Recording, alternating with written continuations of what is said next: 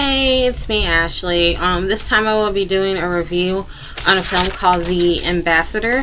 It was made in 2011. It had a short run at the IMC Theater in New York City, and that's actually how I came across the film. And it piqued my interest. I saw a late showing of it, and I actually found it kind of interesting. It's made by Danish filmmaker and journalist Mads Brugger. I'm probably butchering that, and I do apologize. To get familiar with his work, I know one other film called Red Chapel. If you get a chance to look that up, just a recommendation. There's some slight comparisons to, I want to say, the character Borat. I know that's kind of weird to say that. And he doesn't do over-the-top comedy as far as Borat is concerned, but I can see the comparison because Borat is written as a journalist and this guy is a journalist. He makes mockumentaries, basically. And I guess the comparison comes into they both do stunt-like setups that probe into social prejudices and sensibilities, so I kind of see where that comparison comes from. But like I said, it's not like over-the-top comedy, like in your face, but it is a mockumentary as such. Basically, in this film, he plays Mads Brugger, who is a Liberian consul. And the premise of it, he's pushing for a diplomatic passport, which can actually be purchased for like a couple $1,000s through shady, greedy African regimes, which give him the runaround, basically. But he travels to the Central African Republic, or the CAR, which is what they which was what they call it throughout the film. And he's basically inspiring to be a blood diamond smuggler. Blood diamonds are basically a leading export, especially in that region. And they can be smuggled out of the country in diplomatic pouches through diplomats, obviously. And so he's aspiring to do that.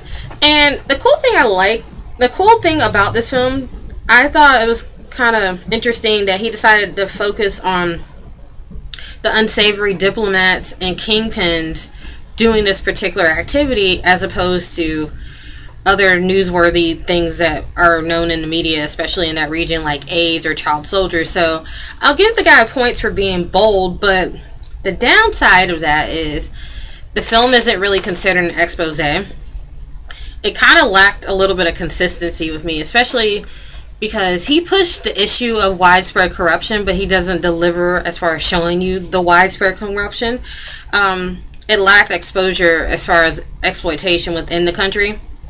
And it really doesn't show you a lot going on with this oppressed inhabitants. Like, I understand he's trying to focus on those unsavory diplomats doing all this stuff.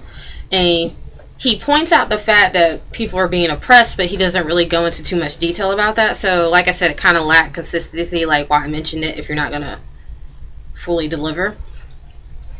Especially since the CAR is considered a lawless country. There's violence, there's smuggling, there's all kinds of shady shit.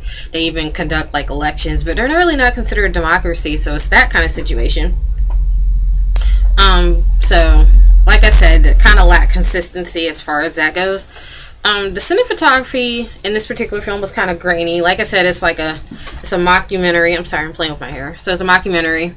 I like the fact that he used old-timey music throughout the movie.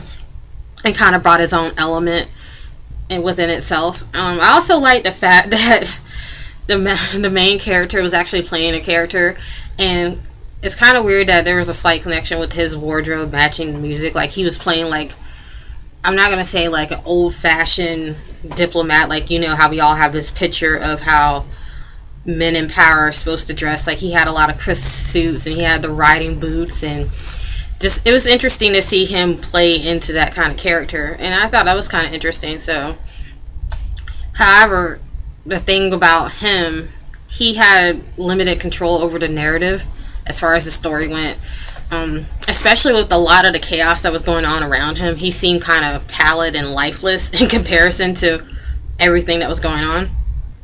And I actually thought, in a way, like, I like how some of his interviews went, but in a way, when he was trying to, I guess, do negotiations with certain people, he tried to fit, I think he tried too hard to fit in within the crowd that he was dealing with. Like, for example, he was making, like, off-color jokes about, like, especially, like, racist jokes about, like, how he didn't trust Asians, and I was just like, okay, I understand you're trying to, I guess, be a dick, but I just felt the way he approached certain situations, it's like, it was obvious that he was trying too hard, like something wasn't adding up.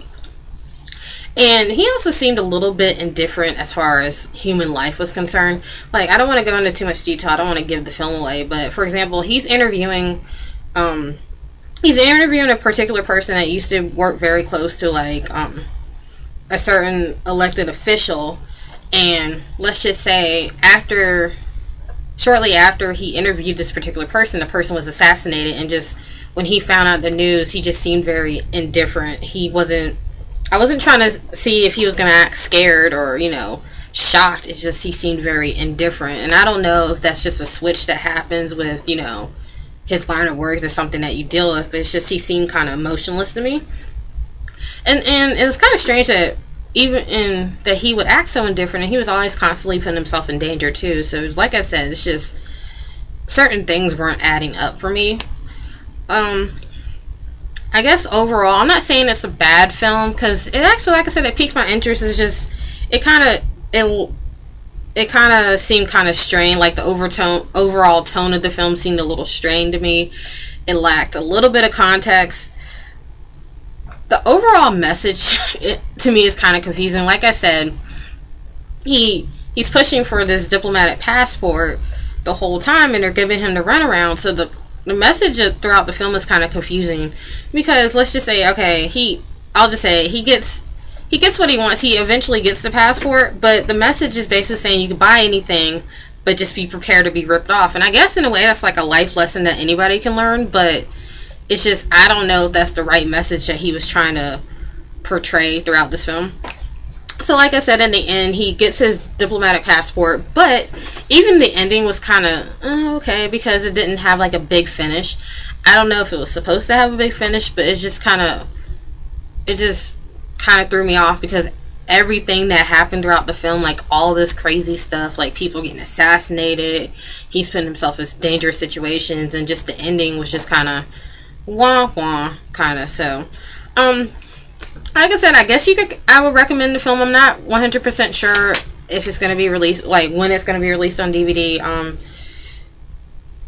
If you get a chance to like come across it, I guess I would recommend it. I would actually recommend his other film, which is called Red Chapel, and that's based out of Korea, and I heard that's a better film. But overall, like, it was an interesting film. Like, it piqued my interest. I caught it late night, like in New York City. So if you get a chance, watch it.